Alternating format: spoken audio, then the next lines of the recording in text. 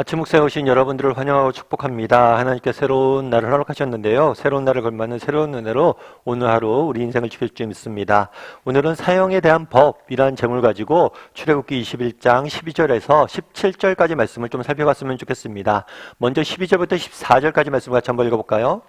사람을 쳐 죽인 자는 반드시 죽일 것이나 만일 사람이 고의적으로 한 것이 아니라 나 하나님이 사람을 그의 손에 넘긴 것이면 내가 그를 위하여 한 곳을 정하리니 그 사람이 그리로 도망할 것이며 사람이 그의 이웃을 고의로 죽였으면 너는 그를 내 제단에서라도 잡아내려 죽일지니라. 오늘 본문은 사형에 대한 규정을 다루고 있습니다. 사실 성경에서는 사형 제도를 허용하고 있어요. 물론 이 사형제도에 대해서는 나중에 자세히 좀 다루기로 하고요. 오늘은 그냥 이 사형에 관련된 법, 규정에서 우리가 알 수 있는 정신은 무엇인지에 대해서 몇 가지 이야기를 좀 나눠봤으면 좋겠어요. 무엇보다도 사형을 허용한 사형에 해당되는 죄 중에 하나는 뭐냐면 살인이에요. 살인. 살인은 사형에 해당이 됩니다. 그런데 이 살인이 모든 살인을 의미하진 않아요. 왜냐하면 뒤에 이렇게 돼 있어요. 만일 사람이 고의적으로, 그러니까 계획적이고 의도된 살인에 대해서만 사형을 허락하는 모습들을 보게 돼요. 그런데 우리가 실수나 다른 여타의 이유로 사람을 죽이는 경우들이 있을 수 있죠. 그런 경우에는 살인죄에 해당되지 않아요. 이런 경우에 하나님께서 한 곳을 정해서, 이건 나중에 도피성 규정으로 나오는데 하나의 성, 도피성이라는 성을 만들었어요. 그래서 이곳에 가면 생명을 보존할 수 있도록 제도를 만든 거죠. 그럼 왜 이 도피성이라는 제도를 만들었을까요? 내가 실수로 누군가를 죽였어요. 그런데 내 아들을 누군가가 죽였다고 생각해 보세요. 그러면 그게 의도있건 실수건 상관없이 내가 너를 죽이겠다고 하고 복수할 수 있잖아요. 당한 사람의 입장에서.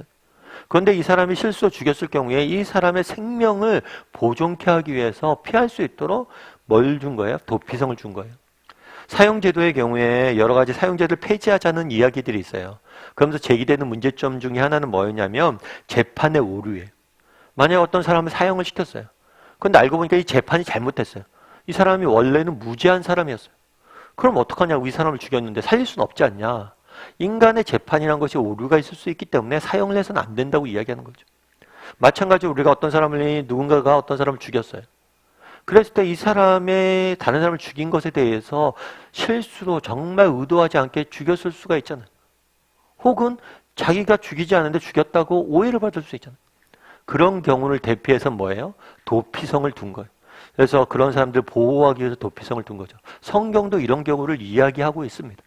그런데 문제는 이 도피성마저도 악용될 수 있다는 거예요. 그래서 그 악용되는 걸 방지했어요. 그래서 뭐라고 돼 있냐면 그 사람이 그리로 도망할 것이며 사람이 그의 이웃을 고의로 죽였다며, 도피성으로 도망했다고 해도 이 사람이 분명히 의도적으로 계획적으로 고의로 사람을 죽였다면 그 사람은 도피성에 피했을지라도 뭐예요? 잡아 죽일지라. 내 재단에 있을지라도 죽이라 라고 이야기하는 거예요. 다르게 얘기하면 종교조차도 악용될 수 있어요. 내가 어떤 죄를 면하기 위해서, 죄에 대한 형벌을 면하기 위해서 종교조차도 악용할 수 있어요. 하나님의 이름도 악용할 수 있어요. 그것도 방지한 거예요. 그러니까 도피성조차도 악용되는 경우를 방지하고 있는 거예요. 그렇다면 우리가 이제 이런 제도에 대해서 나중에 좀 더 다룰 기회가 아마 있을 거예요. 그러면 여기서 우리 한 가지 생각해 볼 건 뭐냐면, 왜 이렇게 강력한, 사실 사형, 다른 사람의 목숨을 뺏는 것은 옳은 일이 그렇게 기쁜 일은 아니잖아요. 그런데 왜 성경이 이렇게 사형이라는 강력한 처벌을 하냐는 거예요. 오늘 본문에 뭐라고 했어요? 사람을 쳐 죽인 자, 사람의 생명을 고의적으로 빼앗은 자는 죽여야 된다. 그만큼 사람의 생명을 소중히 여기라는 거예요. 아무나 사형하지 않아요. 사람의 생명을 빼앗는 그런 악행을 범하는 사람들, 이 사람들에 대해서는 사형을 해야 된다라고 이야기를 하는 거죠. 그만큼 사람의 생명을 소중히 여기는 거예요. 여러분, 예를 들어서 그런 경우가 있을 수 있죠. 여러분들이 TV를 샀어요. TV를 샀는데 나중에 TV를 사서 집에 와 보니까 이게 TV가 불량이에요. 불량 화소들이 있고 안 보이는 부분들이 있어요. 그럼 여러분들 어떻게 하겠어요? 화가 나죠. 그래서 회사한테 연락하죠. 지금 이게 불량이다. 이거 바꿔달라. 그랬더니 회사에서 알았다 그러면서 TV를 바꿔주는데 더 좋은 걸로 바꿔줘요. 더 큰 걸로. 그럼 여러분 어때요? 기분이 좋죠. 그런데 뭐라고 그래요? 아, 고장난 것도 오히려 잘 됐네. 고장나서 더 유익이네. 여러분, 내가 어떤 물건을 훔치면 물건으로 갚을 수 있습니다. 내가 어떤 사람에게 경제적 손해를 입히면 경제적으로 충분히 보상할 수 있어요. 그런데 생명을 뺏으면 갚을 길이 있습니까? 갚을 길이 없어요. 생명을 뺏었는데 어떻게 갚습니까? 예를 들어서 어떤 사람이 아들을 죽였어요. 그럼 어떻게 할 거예요? 내가 어떻게 갚을 거예요, 그건? 내 아들을 대신 그 사람에게 줍니까? 그 사람이 복수하겠다고 내 아들 죽입니까? 그래요. 그 사람이 복수하겠다고 내 아들을 죽여요. 그럼 그 사람 감정은 풀렸지만 실제로 죽은 건 아들이잖아. 부모가 아니잖아. 진짜 피해 입은 건 아들이잖아. 죽은 사람이잖아. 그 사람에게는 어떻게 갚을 거야? 살아있어야 갚을 기회가 있는데 살아있지조차 않잖아요. 왜 생명을 소중히 여기고 생명에 대해서 생명을 경시하고 생명을 죽이는 일에 대해서 이렇게 강력히 경고하고 있습니까? 강력한 처벌을 뒀습니까? 반대로 이야기하면 처벌이 중요한 게 아니에요. 이 처벌을 둠으로 인해서 이야기하고자 하는 바가 뭐냐는 거예요. 그건 그만큼 뭘 중요시 여기란 거예요? 생명을 중요시 여기란 거예요. 뒤에 여러분들이 읽다 보면 저주에 대한 규정이 나와요. 부모를 저주한 자들도 강력히 처벌을 합니다. 말도 마찬가지라는 거예요. 여러분, 말이 왜 무서워요? 말은 한번 입 밖으로 나가면 다시 주워 담을 수가 없어요. 여러분, 어떤 사람에게 말로 상처를 줬다고 해보십시오. 그걸 어떻게 여러분들 보상할 거예요? 아무리 그 사람에게 칭찬한 말을 많이 해보십시오. 그 상처가 보상이 됩니까?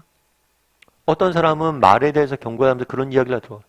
말은 총을 쏘는 것과 똑같다. 옆 사람을 총을 팡 쏘아서 죽인 다음에 미안해 한다고 되냐는 거예요. 말도 마찬가지야. 주워 담을 수 없어요. 그래서 우리나라 속담에도 발 없는 말이 천리 간다는 말이 있잖아요. 말만큼 사람들의 생명을 죽이고 사람들의 인격을 모독하는 것들이 또 없다는 거예요. 그럼 우리는 어떠냐는 거죠. 오늘 우리가 사람을 쳐 죽인 자는 반드시 죽을 것이라는 규정이 나왔어요. 그럼 우리가 집중해야 될 건 뭐냐면 이 사람을 쳐 죽인 자예요. 정말 우리는 얼마나 생명을 귀히 여기냐는 거예요. 한 사람의 인격을 존중하고 그들을 얼마나 사랑하냐는 거예요. 존중하냐는 거예요. 우리의 마음속으로, 우리의 입으로 수많은 살인을 하고 있지는 않냐는 거예요. 정말 한 사람 한 사람 소중히 여기고 정말 그 사람들 살리고 있냐는 거예요. 그래서 한번 돌아봤으면 좋겠어요. 그래서 정말 오늘 본문에 사형에 대한 규정을 다루고 있습니다. 근데 정말 중요한 건 뭐냐면 우리가 정말 한 사람을 얼마나 소중히 여기고 그 사람들을 살려는 사람인지, 사람을 살리는 말을 사람이 되어 있는지, 말로 행동으로 사람을 살리기 위해서 노력하는 사람인지 돌아보라는 거예요. 여러분, 생명의 전화라는 것들을 아마 아실 거예요. 생명의 전화 같은 경우에는 호주에서 시작된 거예요. 호주에서 시작됐는데 호주에 보면 되게 자연 경관이 좋은 이렇게 곳이 있다고 그러더라고요. 근데 많은 사람들이 그 자연 경관이 좋은 높은 곳에서 경관만 보는 게 아니라 자살을 하는 경우들이 있대요. 높은 곳에 떨어져 죽는 거죠. 그래서 사람들이 이 사람들을 어떻게 하면 이 자살을 막을 수 있을까 하다가 어떤 사람이 거기다 전화기 하나를 설치해놨어요. 그 전화를 해보라는 거예요. 죽기 전에 정말 자살할 생각이 있다면 전화기에서 전화를 한 통화하라는 거예요. 그리고 전화를 들면 내가 모르는 사람 전화를 받습니다. 24시간 상시로 대기하고 있는 거죠. 그래서 여보세요 하면 여보세요. 그러면 제가 정말 죽고 싶어요. 그러면 따뜻한 몇 마디 말 해주는 거죠. 우리가 생각하기에 그렇잖아요. 정말 죽음을 결심한 사람이, 자살을 결심한 사람이.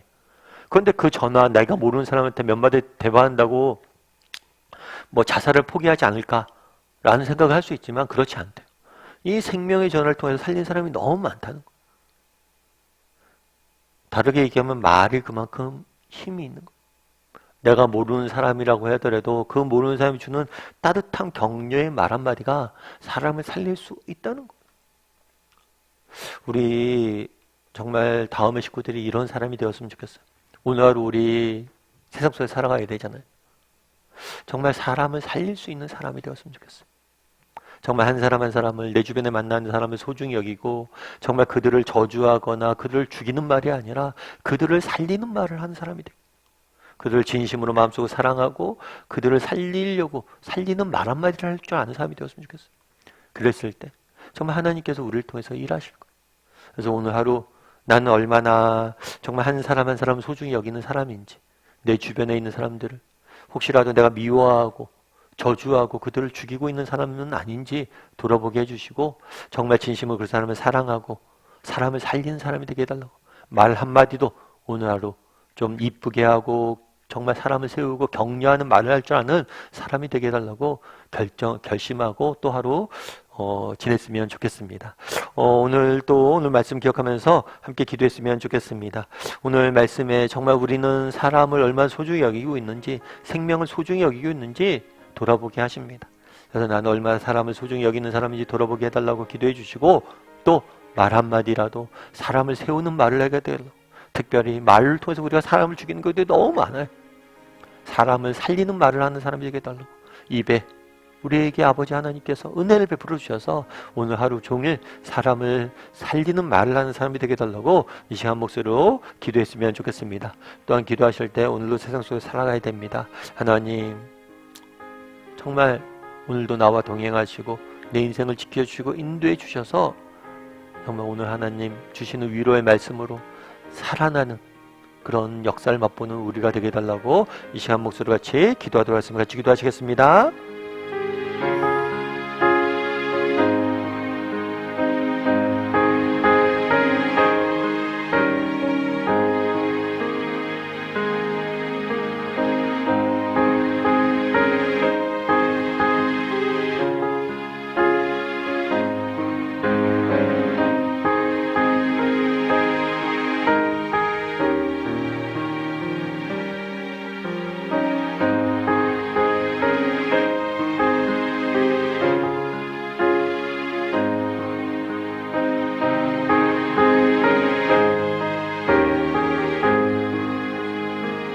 사랑의 하나님, 그날에 정말 생명을 고의로 빼앗는 자는 살인에 처해야 된다라고 이야기를 합니다.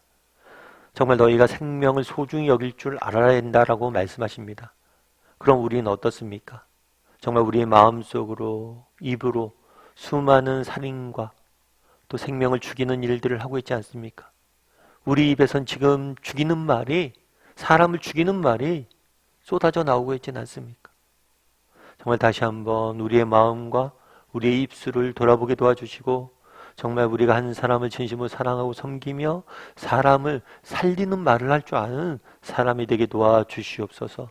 오늘 하루 우리가 수많은 사람들을 만나게 되는데 그들 한 사람 한 사람을 귀히 여기고 그들을 살리는 말을 할 줄 아는 사람이 될 수 있도록 주여 우리를 붙잡아 주시옵소서.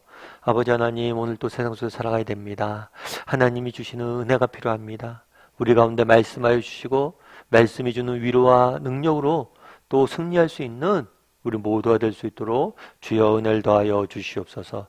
은혜 감사를 드리며 모든 말씀 예수님의 이름으로 기도드립니다. 아멘.